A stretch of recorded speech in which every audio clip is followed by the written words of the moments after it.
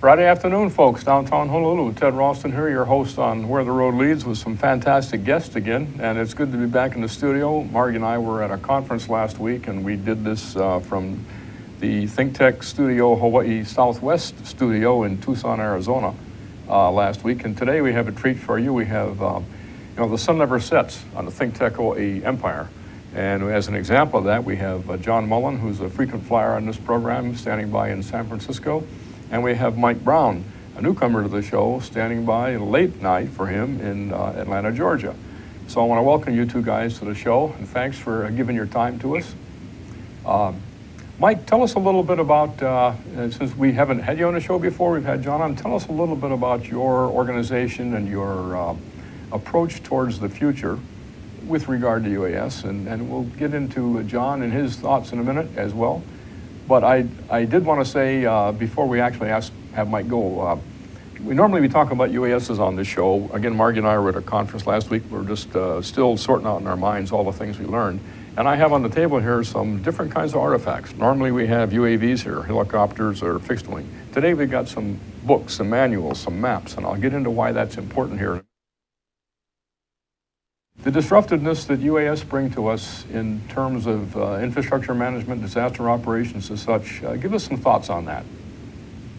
Well, there can be no doubt, and I don't think anyone can dispute the fact that our lives from the social aspect in all areas of our lives, not only agriculture, engineering, and environmental sciences, that UAVs provide and will provide in the future a way to actually provide sustainability and resilience.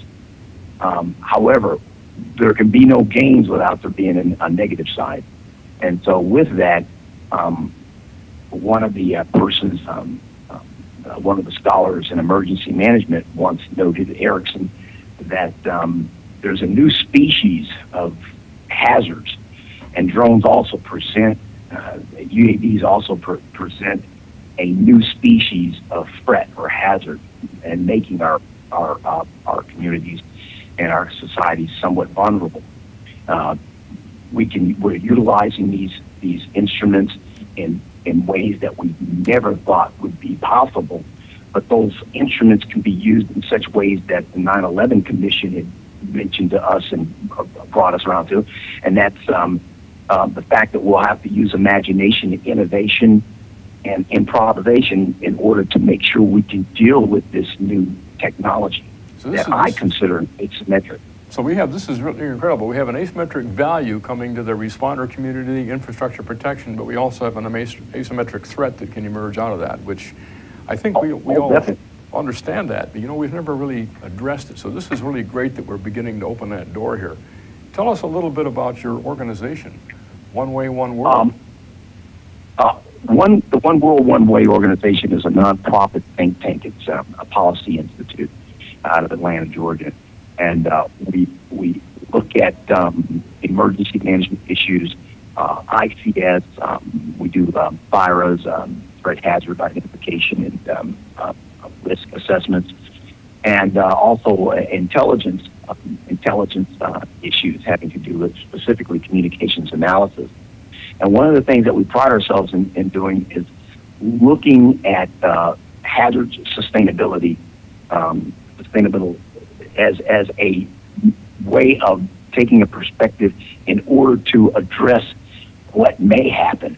Everything's fine and looks good on the horizon, but we owe it to our country and we owe it to our communities to say, okay, how can we mitigate or deal with something that looks like a golden goose egg if it should go haywire? We have individuals now who are shooting drones out of the sky. We have most cities other than Chicago, which recently took an extraordinary step of providing a city ordinance for a city its size in order to address the issues of drones. Other cities, I believe, should follow suit before it's too late. Unfortunately, I was reading a couple of days ago, I was looking at the summary of the task force recommendations on UAS that the FAA come out, and there are some things in there that I believe going forward in the future will cause us an issue, particularly having to do with registering drones with the registrants. This is going to be a fantastic subject. We're going to have to get into maybe once a month here or something on this show as time next year comes at us, because 2016 is going to have the registration, it's going to have the new FAA regulations, it's going to have the contention between the regulations and the exemption process.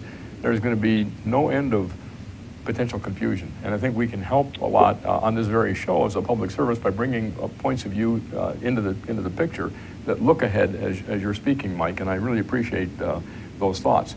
Let's turn for a moment to John Mullen, who's dealt with similar issues as the network concept of cyber infrastructure has emerged. John, what are your thoughts on what Mike just said? I appreciate what he's saying, and I agree with most of it. I think all of it actually, but I have a little different slant because, as you know, we come from the military side, and we see, drones have been around in the military a lot longer than other places, and we've been on both sides building drones that cannot be taken down, as well as having tools that can take down all drones. And knowing how to defend them, and then also how to harden them so they can't be beaten. So it's back and forth and back and forth. And in my opinion, as you know, Ted, ever since the beginning of these discussions, I take the position that if anything can be done with the drones, they will be done. So there's no such thing as an honor system. And then secondarily, we're here trying to support the first responders to help the drones fulfill a need in extending out their ability to perform emergency response and first response for critical anti-violence, those sorts of things. And but I think that every drone in the United States is going to have to, by law, have some sort of regulatory components inside that keep it from going into unauthorized spaces. I don't think you can let that be up to the pilot. I don't think you can let it be up to, just anybody who's doing whatever they're doing. It has to be enforceable, and I think it has to be a mechanical and electronic enforcement in every drone. That's my opinion. And that's an interesting subject. Again, the conference that we were at last week in Albuquerque was one of the 3 or 4 that's really significant on this subject in the country. This was called TAAC, T-A-A-C. It's at the New Mexico State University. It's been around about 15 years, this 16th edition of it. And all the regulators were there, all the people who were doing the research, leading the regulations and such. It was not a trade show. It was all about regulation and how we're going to look at this from an insurance and a liability perspective, which was good. That's why on the table here in front of me are not any real drones, but there's 3 books that fit exactly what you guys are talking about. This one, first of all, I'll list it up here for people to look at, is called the FARAIM, if you can see that. It stands for Federal Aviation Regulations, Airman's Information Manual. This book is a compendium of all the rules and the issues, the legalities and such, and the operating limits that pilots think about.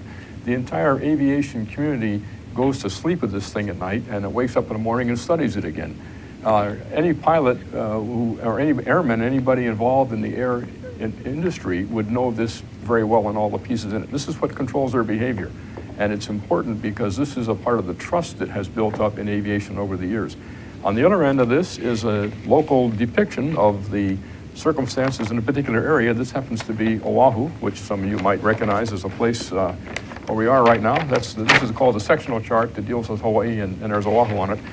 This is a graphical depiction of some of the limitations and the rules and such that represent the understandings and the trust that are based on the rule set that has defined aviation.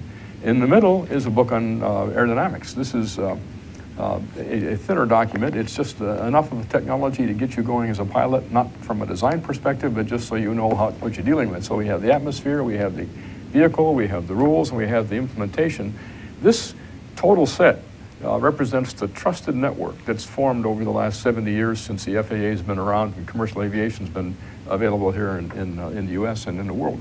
So what we're talking about is this asymmetric disruption of the whole system upon which is based on trust. And both John and Mike both mentioned that the entire FAA system is based on not catching bad guys, but on dealing with the proper interpretation of the system of trust. How do we then take that system and apply it or allow it to regulate the emerging drone world, which doesn't have any of this in its DNA or its latency. It's coming from a video game perspective. It's coming from a model airplane perspective.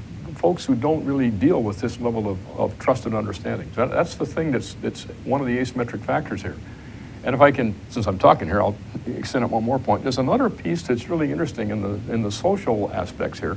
By introducing this kind of capability that we're speaking of, small, readily available, rapidly deployable systems, we really change the way the command system and the incident management system respond, because now we tend to threaten the centralized structure of the incident command system, because we put information in the hands of folks at the perimeter, at the edge, that they've never had before. So the people in the field are going to get a lot more information that isn't necessarily understood or known back in central. So we'll stress not only the trusted aspect that we mentioned, but we also stress the relationship in the command world between the incident commander and the folks at the front of the field. So we've got a really nice, multiply structured stress situation here coming at us, folks. And we got people like John who can think it through from a network perspective, and we got Mike who can think it through from how we're going to cause these social interactions to occur in the right direction. Quite a fascinating subject. Now, on top of this, here again, the agencies, the FAA and the professional organizations that are in charge of helping us think this through are beginning to put their hooks into the world of UAV. And we saw that last week. We normally think of the FAA. We don't realize behind the scene is a group called RCTA, which is the radio communications, telecommunications industry think tank, where they're trying to figure out what we're going to do about radio spectrum. What radio frequencies are we going to allow, and how are we going to protect them so we have adequate coverage for all these drones. And the other one is the ASTM, the American Society of Testing and Materials, I believe, and they're dealing with all the certification requirements for how we're going to actually build these systems. So people are starting to get their hooks into this kind of a system. So anyway, that's the kind of the way things are going for next year. Mike, going back to you and the concepts you had about the issue that John then reflected on. Hey, if something is going to happen, it's not a question of if, it's a question of when. In our history here of recent times, we can all have memories that are valid. And where do you see an equivalent situation where we've had this level of asymmetric threat, so to speak, posed at us that we've had to deal with? I'll give you a perfect example, and I agree with everything that John was saying. And what John was talking about was now you have, and what he's dealing with, and me having a military background as well, and a little bit of knowledge of John's area. And John's talking, I think, specifically, and John, you can stop me if I'm wrong, but John's talking about onboard data processing units that are really using encryption, decryption, and these are autonomous instruments that are usually, like he said, used for first responders and used for military operations and reconnaissance, and those are the Cadillacs of our drone world.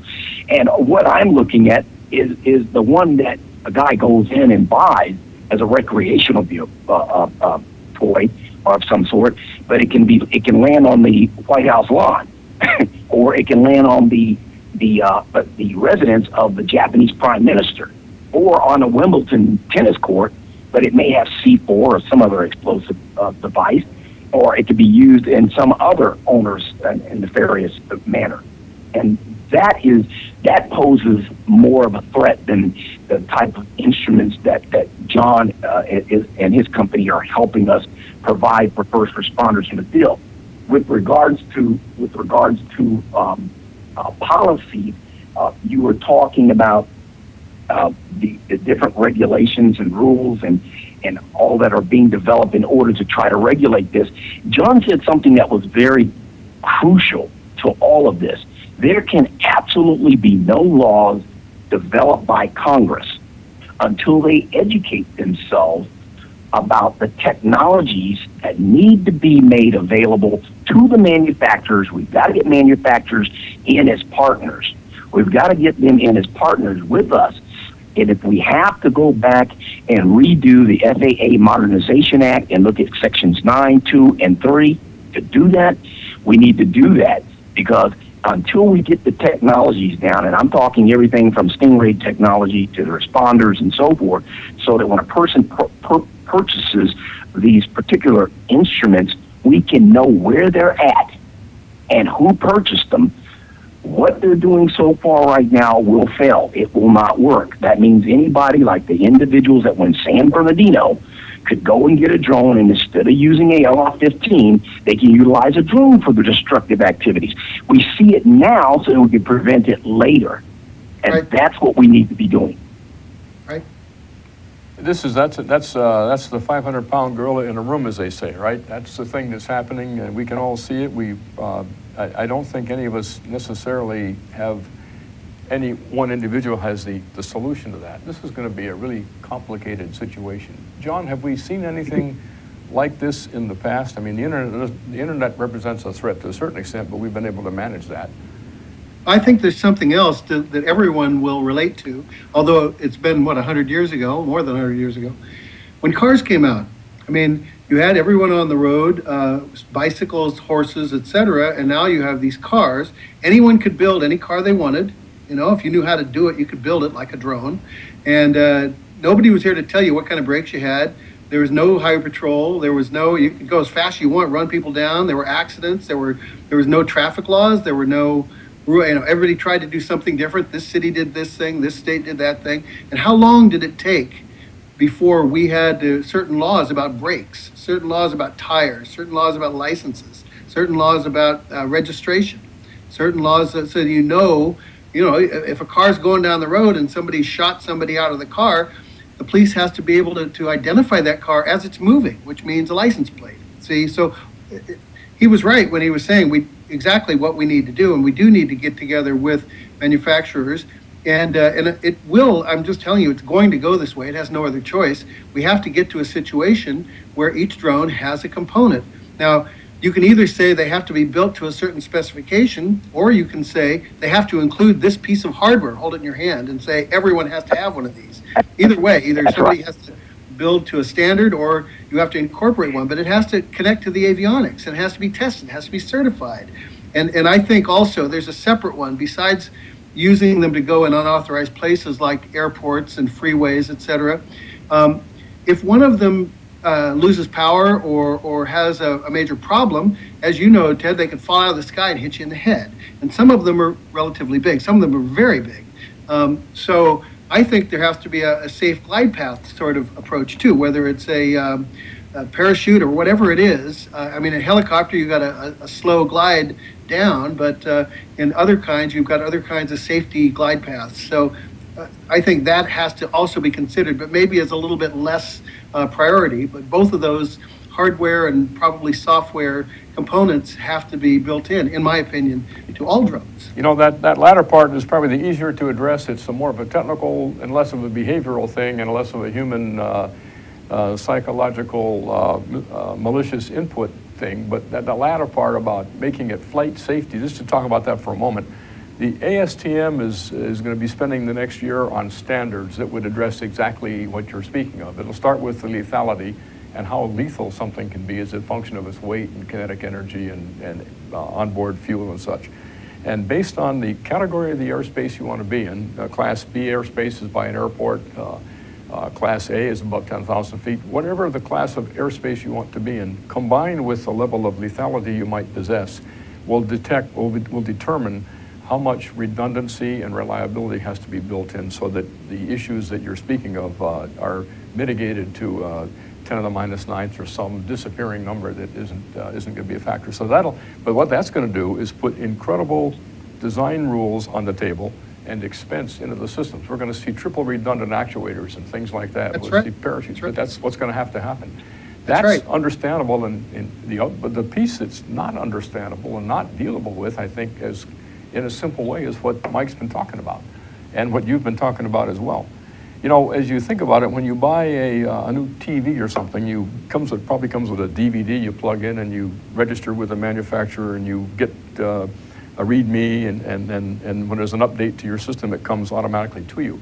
we're quite familiar with registration and product upgrades on things we buy that are of the electronic type. So the world's used to that, but you could, I suppose, bypass that if you didn't want to be recognized and didn't want to be in that registration stream. Again, I'm searching for, do we have an example where we've been before where we have a mandatory registration that is infallible and has with it not only the registration, but the real-time reporting on its use or the control of its use in such a way that we could use that as a model to apply to the drone world? Mike? Well, I'll tell you, I'll tell you what the example or analogy that I use. Second Amendment rights in guns. Guns have serial numbers. You buy a gun, it's got a serial number. It also has a signature. If you use a bullet, you point it at somebody, it's got a trajectory. I'm looking at some of the questions that they ask the UAS Registration Task Force Aviation Rules Making Committee, and they said, is registration required at the point of sale?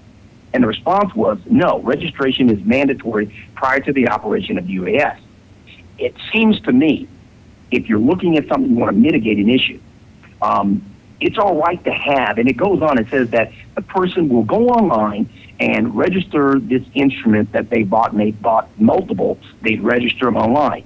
There's a whole lot of issues. That could go sideways. I mean, this person in California had 2 AR-15s that were given to him, and even though it was a law, it was never properly given over to him, so nobody knew about them.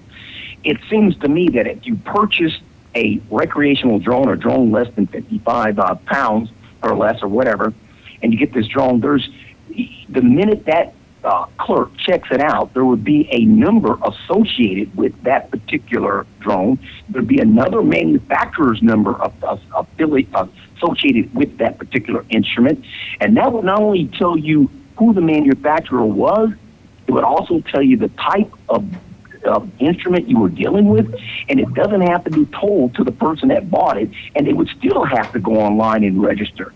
Now, that's redundant because that's 2 different systems. Now, not only this person doesn't go home and register it, but we know it's been purchased. So we've got a registration, we've got that number, we've got it in the system, we know it's there. All of a sudden, why didn't this person go on? We know it was purchased because it's a manufacturer's number that's known to the system itself. Now, that creates a bit of redundancy because now we know it's out there. Take it a bit further, what John and I are saying, once that thing is turned on and it goes up, there should be a signal, even if you use telephones, even if you use cell towers, that in GPS, 2 different ways of connecting, now you know exactly where that thing is. It stays within its flight path, everything's fine. Everything is wonderful. If it goes outside of it, it's dialed and told the cell phone tower exactly where it was and where it shouldn't have been or where it should be.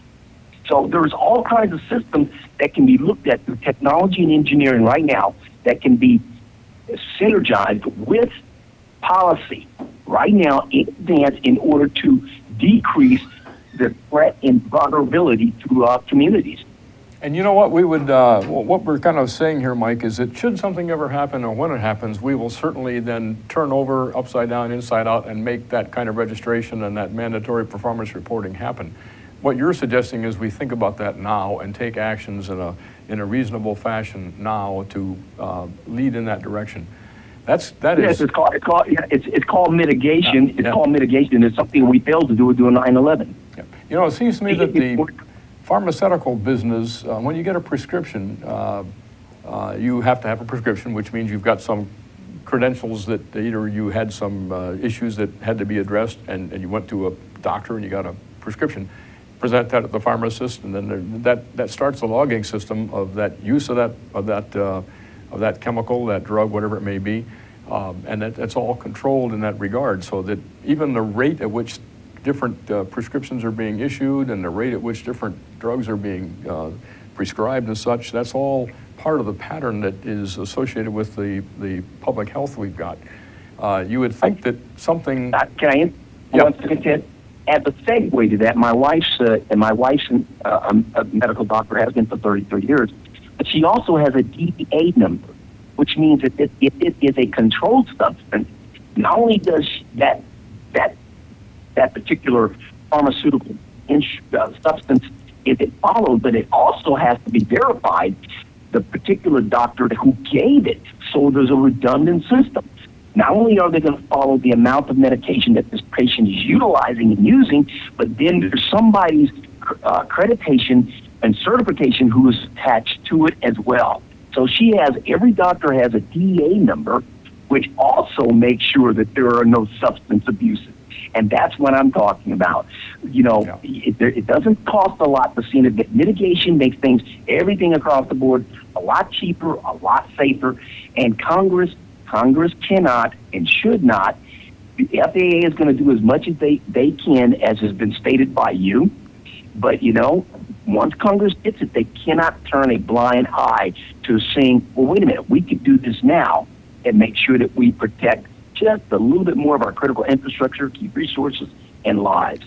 This could start right here. John, this is a fantastic discussion, and the point we're talking to is coming up with it, the controlled substance management system. How would we think about that from your knowledge and perspective of a network system? How would we use network security, network safety to embrace that kind of a control process for UAVs? Well, if you notice, with the drug issue, you have people that are checked, and you've got big data where you analyze how much drug of a certain type went through a certain doctor, went through a certain pharmacist, and then there are strict laws. If I have pills in my bathroom and I'm taking them for something, I can't give them to anyone else. That's a very bad law. I mean, very bad penalty. It's a good thing that you have that, but I'm sure there's still a lot of abuse with it. But so none of these systems are perfect.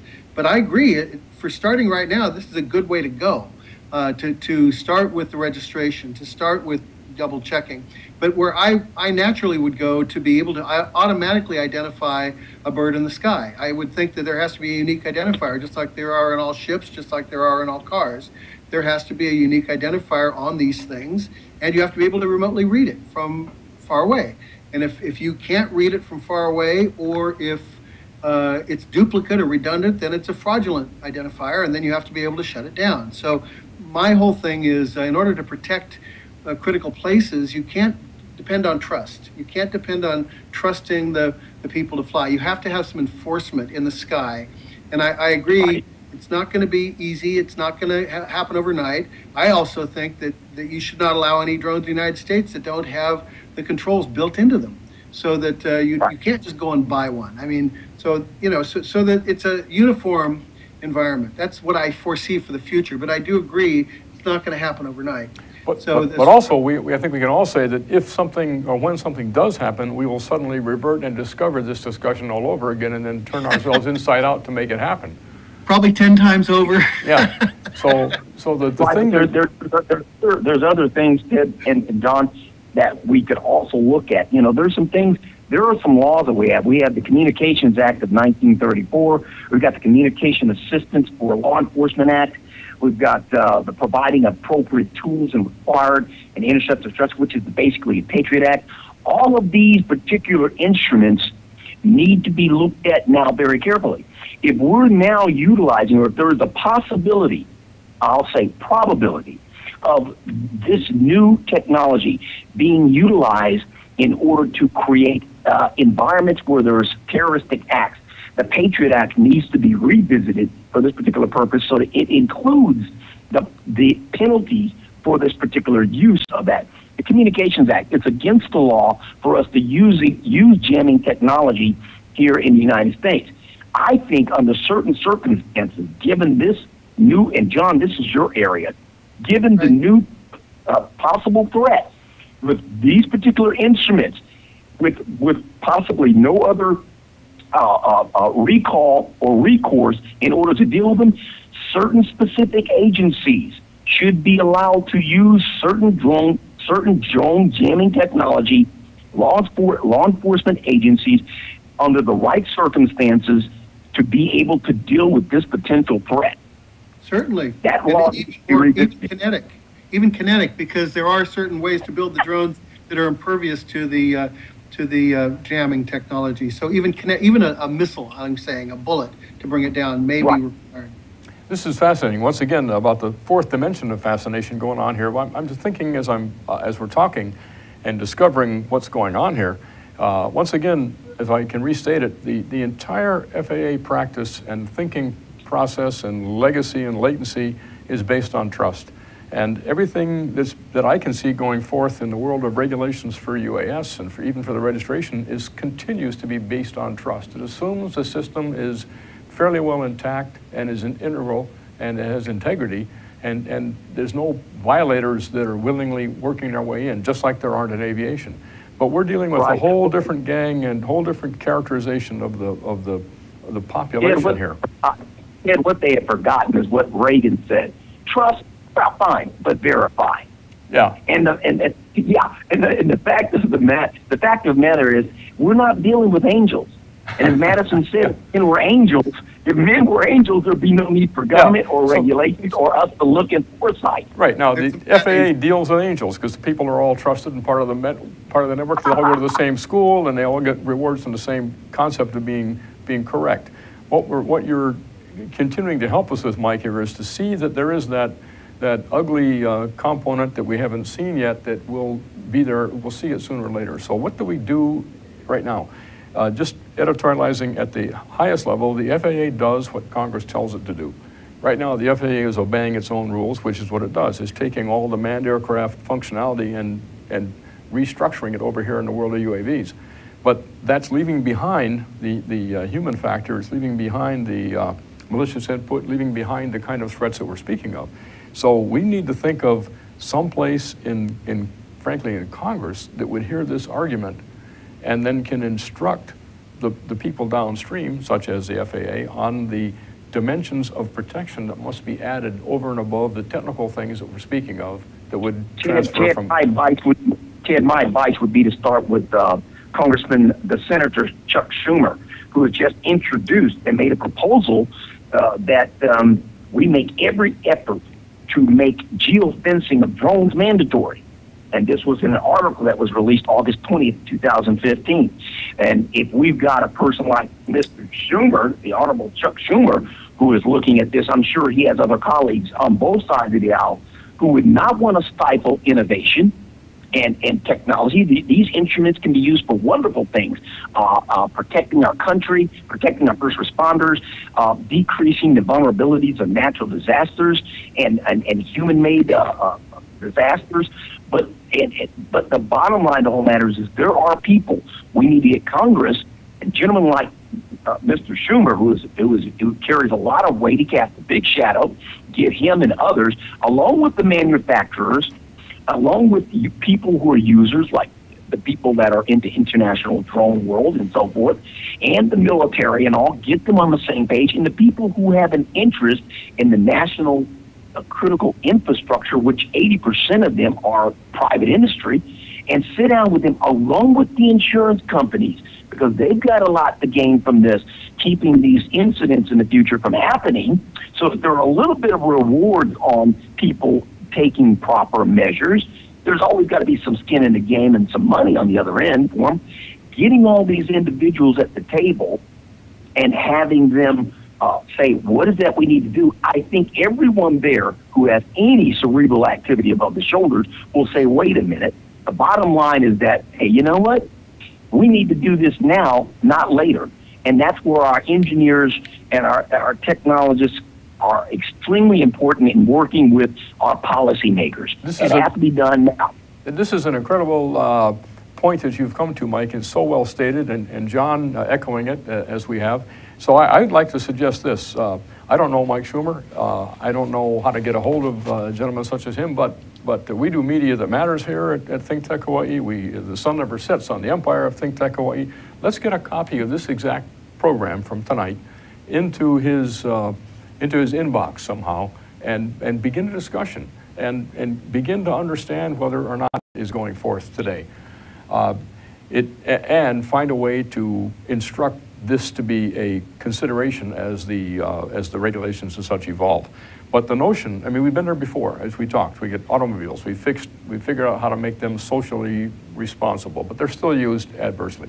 The medicine and drugs, that's attempting to be penetrated all the time, and we have a lot of experience of how that is working or not. Bring that forward, and then the technology, as you suggest, Mike, that is available to be installed in either through registration or through geofencing or other aspects of control can be made, make this solution whole. But nevertheless, someone has to enforce it, someone has to mandate it, and someone has to then push it forward. So let's take this action, the three of us, to figure how to get this story to Mike Schumer. How does that sound? Yeah, we can do that with Congressman Chuck Schumer. I think the thing is that there can be actually no enforcement without detection and identification. I think John would agree. Unless you can detect, identify, there can't be any enforcement. Let me suggest this. We're close to the point where we are going to get tossed out of the station here. We're kind of beyond our time, but this subject is so important that we let it go over. Let's take this. Let's figure out how we're going to consolidate this into some one-page narrative with the video attached to it, and then push it into Schumer's office and see what we can do. Shall we, Mike? Roger that. I'm on. John, what do you think? Yes, I agree. Good idea. And maybe others besides Mr. Schumer, but yes. Sure. Okay, let's do that. That's the bond of three of us, right? Across from Atlanta, San Francisco, and Honolulu. Okay, we are running into the end of the program here. Just want to remind everybody watching, don't forget the Honolulu Marathon on Sunday morning, and there will be drones in place. We'll see them out there. And I thank you so much, Mike, for staying up late tonight and helping us think through this difficult thing that we don't want to get in, we don't want to admit in many cases. And John, you've been there before, and thinking how we're going to solve the problem from a systems perspective. In 30 seconds, last comments, say, Mike, from you first. I would just like to say I appreciate this opportunity to have this narrative and discourse with both of you, gentlemen. And I think, I need to say that, and in all honesty, I think that the FAA are doing a fantastic job. I think FEMA and the TSA, all of our agencies are doing the best that they can in order to try to deal with not only situations having to do with drones, but other terrorist activities. And oftentimes you're hearing pundits. It's always easy to sit Monday morning and tell what you could or would have should have done. So we can be the red team. We can do the Sunday morning work ahead of time.